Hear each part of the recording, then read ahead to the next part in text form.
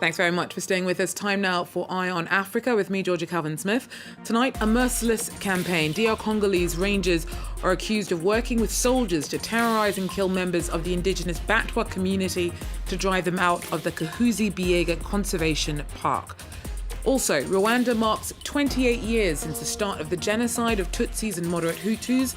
Over 1 million lives were lost. President Kagame says too many perpetrators are still at large, hiding out overseas. And sounds of a dynasty. A quarter century after the death of Nigerian music icon Fela Kuti, and his son and grandson are carrying on his legacy. Their Grammy-nominated album Legacy Plus sees the Afrobeat play on. But first, Congolese rangers and troops are accused of waging a brutally violent campaign against an indigenous community to force them out of a famous conservation park. British watchdog Minority Rights Group says that since 2019, paramilitary-style groups have launched 3 waves of attacks on Batwa communities inside the Kahuzi-Biega National Park in eastern DR Congo. Now, whole villages were torched. Batwa, including children, were shelled, shot, executed, subjected to mass rape, and had their bodies mutilated for trophies. Investigators say that the brutality was institutionally sanctioned by park leadership, and that the international sponsors of the park, including the German and US governments, turned a blind eye to the abuses. Well, Robert Flummerfelt was part of the research team. He joins me now. Robert, is this genocide? Hey, George, and thank you for having me on again. It's a very interesting question that you've asked, and it gives us an opportunity to quickly sort of look at the long history of this. This is a community that was originally expelled from their ancestral lands in the mid 1970s, when a white European conservationist came in and said, this needs to be an area where only gorillas can sort of roam, gorillas and foreign conservationists. After being expelled in the mid-1970s, about half of the community died off from grinding impoverishment and other trappings of discrimination until ultimately in 2018, members of the community decided to rebuild, return to their ancestral lands and rebuild their villages. And upon doing so, exactly as you've described, they were subjected to dramatic organized violence within which the villages are shelled and wiped off the face of the earth. So I think it can be said that there's no question from the beginning of, from the inception of this park has posed an existential threat to the community, and how it is that one wants to interpret that. It's however anybody would prefer. Yeah. But why would they pursue such a horrific policy in the name of conservation? There's something horribly at odds here. It sounds like a contradiction, but tragically, it really isn't. I would say the core problem here is a rigidly neo-colonial and dramatically violent approach to conservation that's not unique to Kahuzi-Biega, but in point of fact is really sort of vogue all around the world, and indeed is exported by a lot of the key international actors that we argue in the report are complicit in the dramatic violence that we've documented in Kahuzi-Biega, including organizations like Wildlife Conservation Society, as well as U.S. government programs aimed at conservation, German government programs, and others. It's a rigidly neo-colonial model that imagines that communities cannot exist on land that is supposed to be protected by foreign conservationists and paramilitary apparatuses. Yeah. And what's the response been from the Congolese government? The Congolese government has expressed concern and has actually initiated a criminal investigation at the level of the prosecutor in South Kivu. So at least publicly is certainly taking it seriously. Of course, individuals who are complicit have denied the allegations quite fervently. But generally, the Congolese government is committing to investigating what we document, yeah. Now, minority rights groups also said that this couldn't have happened without decisive support from international sponsors of the park. What does that mean? And this is a really, really crucial point. Throughout the entire period within which this campaign is being waged, not only is the entire park being bankrolled pretty much by the German government in different periods, the U.S. government, and so forth, but you have substantial military-style support being provided to the paramilitaries who are carrying out these attacks. This is support in non-lethal military equipment, but also in conducting military-style training, combat tactics, weapons handling, with the very same park guards who are conducting these attacks throughout the period within which the campaign is being conducted. A particularly ridiculous example, Wildlife Conservation Society, on a USAID-funded program, brought in Israeli private military contractors to conduct military-style training with the park guards. This has been going on throughout the entire period, and it's important to say that these international actors have been notified in writing numerous times of the campaign that is ongoing, so they can't plead ignorance even while they're providing substantial support to the outfit. Yeah. So the first of the waves of attack that are covered in the report happened in 2019. The report covers three specific waves of violence against the Batwa people. You've raised it with the Congolese government, raised it with the US, raised it with Germany. Where do things stand at the moment? Well, first and foremost, for the community, at the end of 2021, a particularly dramatic and violent wave of attacks was organized within which pretty much all of the villages inhabited by Batwa inside the park were entirely destroyed, wiped off the face of the earth. Much of the community throttled into deep desperation and dependency. Elements of the community have returned. And interestingly, even while the German government has expressed very serious concern, the German government being one of the primary funders of the park throughout much of this period, has expressed very serious concern about what we document.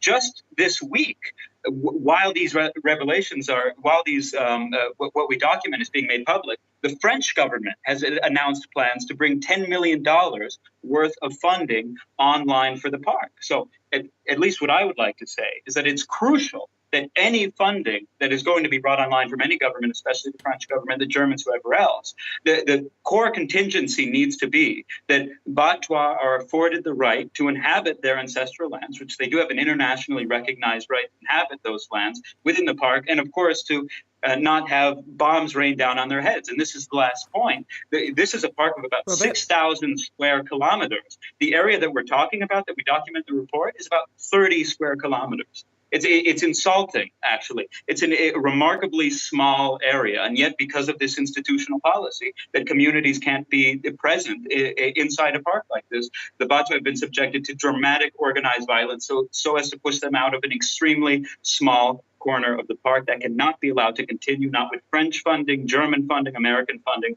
or any other funding. Robert Fleming-Felt there, thank you very much for talking us through the findings of that minority rights group report. Thanks, George.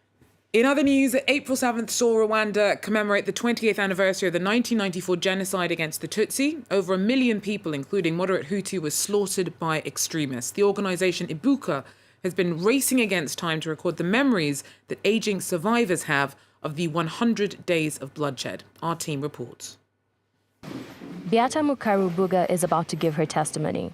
The 70-year-old survived the genocide. Paul Rukesha and his team of cameramen have come to visit her. The NGO is recording her tragic story for its digital libraries. It's to let people know that our parents were killed, our children, our husbands, our brothers and sisters, our neighbors. So we have to keep talking about it. Since 2004, Aegis Trust has interviewed nearly 300 victims, but 28 years on, many of them are getting older. We want to interview the elderly. If we let them die without giving their testimony, the whole story will fade away. They are also faced with the urgency of preserving the archives of Ibuka organization, which helped survivors after 1994. Thousands of those documents have remained piled up at the Nyanza Memorial for years. Over the last 3 months, Hélène Dumas, a historian, has been working with a Franco-Rwandan team to sort and digitize them. All the losses are covered. Family losses, material losses, and it is a testimony to what genocide is, when there is nothing left. This history of survivors taking charge of considerable problems, both material and psychological, is of tremendous historical value. This archival project records the words of the victims in an effort to prevent the distortion of historical facts. It will help us fight against the genocide deniers, because the history, the true history, will be available to everyone. Between 800,000 and 1 million people were killed during the genocide. The last census of survivors was done in 2007, and by then, there were only 309,000 still alive. And finally, 25 years after the death of Nigerian music legend Fela Kuti, his son Femi and grandson Made carry on his music. Though they lost out to Beninese superstar Angelique Kidjo, the duo's double album Legacy Plus was nominated for this year's Grammys. Their collaboration continues to move Afrobeat fans even as tastes change. Take a look. Music runs in the genes of Nigeria's Kuti family. Nearly 25 years after the death of music legend Fela Kuti, his son Femi and grandson Made are taking his Afrobeat music further. The two musicians have released a double album called Legacy Plus. My dad, I think, came up with the idea of legacy and then the plus at the end of it, in that it's in continuum. It doesn't start or end with us.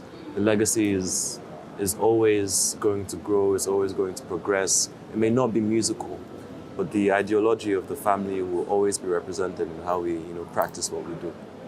Sharing a stage and song with your son. There's something special in that for Femi, like here at the Shrine, a music hall in Lagos founded by his father. It's very exciting for me. It's because this is my baby. He was a baby, I've seen him grow, he's now a man, and it's amazing. It's so beautiful. He's not going to be my father, but he's going to have my father in him. It's not going to be me, but he's going to have me. It was a big challenge for Made to walk in the footsteps of his forebears, but he started his own band and played all the instruments on his first album. His father is very proud. Now he has a huge grandfather, huge father, and then to find himself immediately, that's beautiful. The father and son duo were nominated for a Grammy Award this year.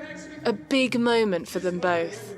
Femi and Made Kuti carry on, their music playing truth to power. Well, that's it for Eye on Africa for now. Thanks for joining us. Do so again. Take care.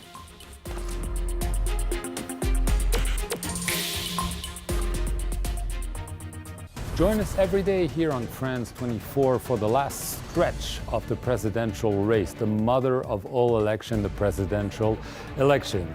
This is the time for the French to choose their president. We'll have all our special envoys on the campaign trail across the globe, the latest analysis, the best polls. Join us here on France 24. France 2022, the campaign on France 24 and France24.com.